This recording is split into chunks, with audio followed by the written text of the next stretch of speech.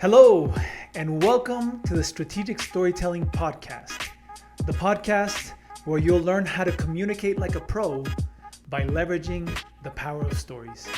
I'm your host, Cesar Castro, and thank you again for being here now in our second episode of this podcast. And I'm just, every time I come and record, I just get super excited because in this episode, I'm going to be focusing in on a question. And it's an extremely important question if you want to be a good storyteller. Because the question is, how can I find good stories? How can I find good stories? And one of the reasons why I was thinking about this question and why I think it's important to talk about this in our second episode, because one of the principles that I always teach when I'm usually training corporate leaders, business leaders, entrepreneurs, I always tell them that before you can be a good storyteller, you have to become a good story finder. And as I was actually thinking about this principle, I remembered an experience I had a few months ago. I was doing a workshop with a group of leaders in it was a corporate client.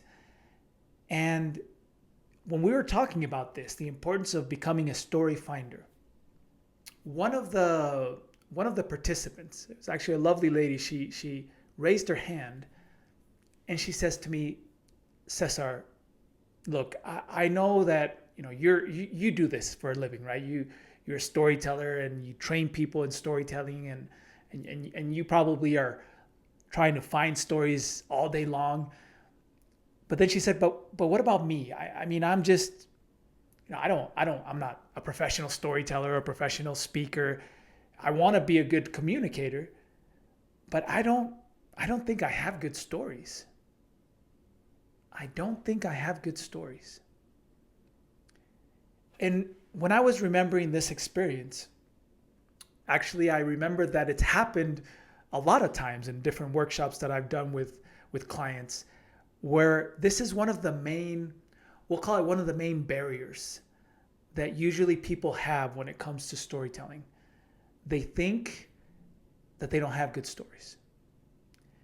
And one of the reasons why I think this happens, it's what I actually call the Hollywood belief, where we all have kind of been trained and in a way we've been taught that good stories, they have to have certain elements. And when we watch a movie, a Hollywood movie, we think that a good story has to have this life or death conflict, or it has to have incredible action. And if it doesn't, it's no good.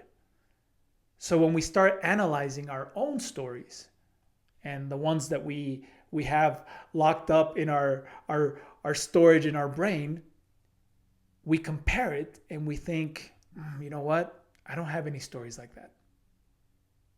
And let me tell you something. It's okay. It's okay.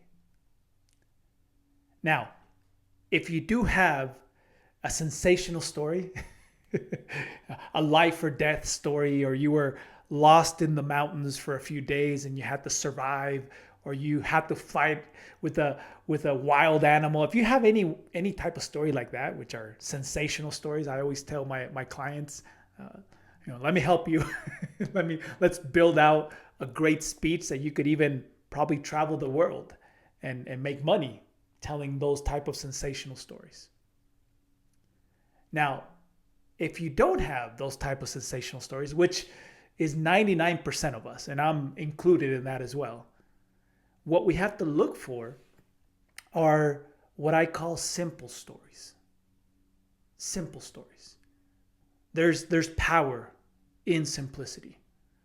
There's power in having those stories that can relate with our audience. But the first thing we need to do, step number one, in order for us to be able to overcome this hurdle of thinking that we don't have good stories, the first thing we need to do is change that belief and understand that we all have good stories. We all have good stories. If we consider simple, sincere, relatable stories as good stories. The issue that most of us have when we're starting this storytelling road or adventure is we don't know how to dig them up. So first, we might have the belief that we don't have good stories. And I'm telling you now, there has never been a client that I've worked with, whether that be in coaching or giving a workshop to a group of leaders or business professionals. There's never been a client that doesn't have a good story. We have good stories. They're in us. And this is an important principle as well. Stories are already in us. The key is we have to learn how to dig them up. We have to learn how to dig them up. And I want to share with you, we'll call them three shovels. 3 shovels that will help us dig them up. And actually these shovels, using the metaphor of the shovel, they're really 3 questions. 3 questions that we can use as shovels that'll help dig up stories that we have in our mind. So if you're taking notes, take out your piece of paper, if you're not, and your pen or pencil, and write down these questions, because I promise you these questions, if you want to be a good story finder, they will be life-changing for you. Life-changing.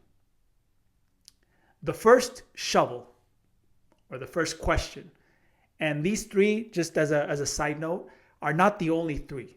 These are 3 that I like to use, and I teach my clients how to use them, but you could find more. I can guarantee you can find more. But the first shovel or question that I use, that I always tell my clients to ask themselves to start digging up those stories, is when was the last time that you messed up? When was the last time you messed up? If you think about it, if you give yourself just a few seconds to think about when was the last time you messed up. And when I say messed up, it could be last time you messed up in a relationship, last time you messed up with your kids, last time you messed up with a client, last time you messed up at work, in a meeting. When was that last time you messed up? And as you think about it, as you let that shovel dig up some experiences, what I want you to do, more than write out the whole story, just write out a brief summary of that experience. Just a brief summary in one paragraph, just as a way to remember it, to not forget it. Because if we don't dig it up, if we just kind of leave it there in our brains, one thing I can guarantee is that you'll probably forget it. Or it's gonna get lost again within all the dirt and all the experiences that are happening in our everyday life. So dig it up. Once you find it, write it just as a quick summary. Write it on a piece of paper or on your telephone in notes. And that is the first shovel. That is the first question that can help you to start digging up experiences. The second shovel that I use a lot, and I share this one with my clients as well, is to ask themselves, when was the last time that you failed miserably at something? When was the last time you failed miserably at something? And again, you can think of personal experiences. Maybe you failed because you were going on a diet, or you failed because you were trying out something new, or maybe you failed at work. Maybe you failed with a deadline. Maybe you failed with a project. Maybe you failed in a conversation. When was the last time that you failed miserably at something? And again, the same as the first shovel or the first question, as you start just giving yourself a few minutes to think about this, you'll start remembering. I can guarantee that you'll start remembering. And just write down a quick summary, one paragraph of that experience. The third shovel, the third question that I want you to ask yourself is, when was the last time that you experienced dramatic change? When was the last time you experienced dramatic change in your life? And again, this can be personal, this can be work. Think of maybe that time when you moved, or that time when you went to a new job or a new position. When was the last time you experienced change? And give yourself a minute to try to remember those experiences. And again, just a quick summary. Now, these are just three shovels, we'll call them, that help dig up experiences, possible stories that we have and that are already in us. And if you notice, there's an element, a principle that is, in a way, it's connected to each one of these stories. And it's a principle that is related to why stories are actually so powerful. And we talked a little bit about this in our first episode when I answered the question, why? Okay, why storytelling? And the principle is this: we as human beings and our brain retains and remembers experiences that are emotionally charged. We remember experiences. Our brain is really good at storing those experiences that are emotionally charged. Whenever something happens in our life, and if it doesn't generate any kind of emotion, usually our brain just takes it to our short-term memory, and that is lost really, really quick. But those experiences that are left in our long-term memory, those experiences that we remember for years and years and sometimes just our whole life, are always experiences that are extremely emotionally charged. So these three questions, these three shovels, we'll call them, if you notice, each one of these questions is very emotionally charged. When was the last time you messed up? That has emotional charge. When was the last time you failed? That's emotionally charged. When was the last time you experienced drastic change? That has emotions in it. So these are just three, but I want you to think of possible questions, other questions that you could come up with that could help you to find these emotionally charged experiences in your life.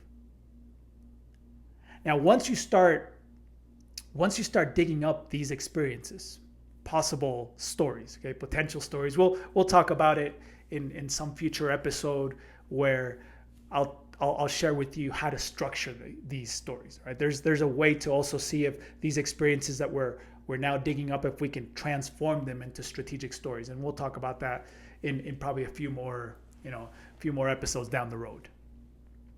But once you have these experiences dug up and they're there, you write them down on a piece of paper. Now I want you to ask yourself what I call the $1 million question. The $1 million question.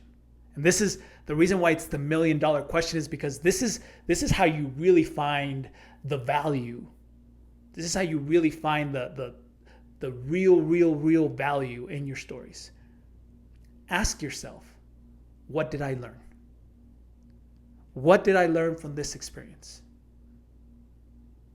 And when you ask yourself this question, what you'll start searching for right away is the lesson of the story.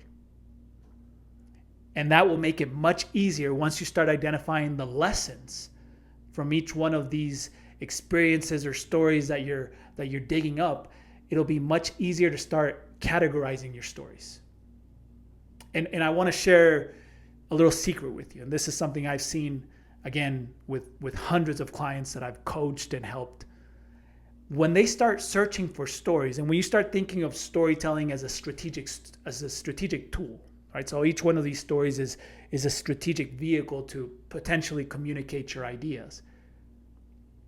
You will start noticing that when you search for stories, especially if you're trying to use them strategically, you're always focusing maybe on 3 to 5 main topics. We don't usually at work talk about 100 different things. You're usually really good at 2, 3, 4, 5 things, and it's all kind of related to your area. So for example, if you work in marketing, you'll probably search for experiences or stories that relate to marketing. If you're in human resources, you'll probably look for experiences or stories that in a way can relate to human resources.